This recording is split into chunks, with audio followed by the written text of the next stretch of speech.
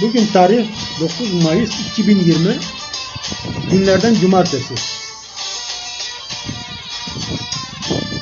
Son bir hafta içinde boş zamanlarımı şu görmüş olduğunuz resmi yapmakla değerlendirdim.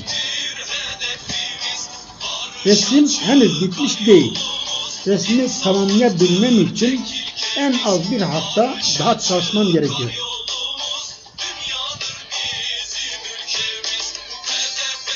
Yağlı boya ile yapmakta olduğum bu resmin ebatları eni 123 santimetre.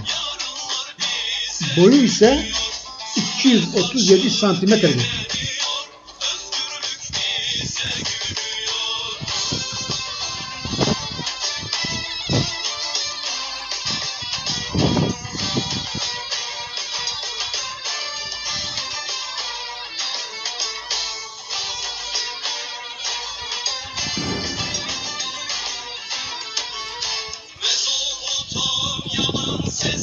Bu resmi evimizin damına çıkan merdiven duvarının dış cephesine yapmaktayım.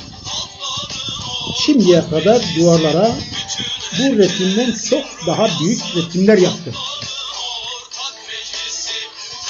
Örneğin 2011 yılında Çermik Anadolu Lisesi'nin ön duvarına yaklaşık 33 metrekare büyüklüğünde yine bir manzara resmi yaptım.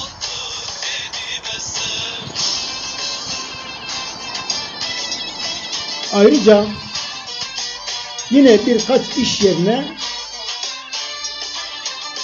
bu tür resimler yaptım. Ve şimdiye kadar hiç kimseden herhangi bir ücret de talep etmedim.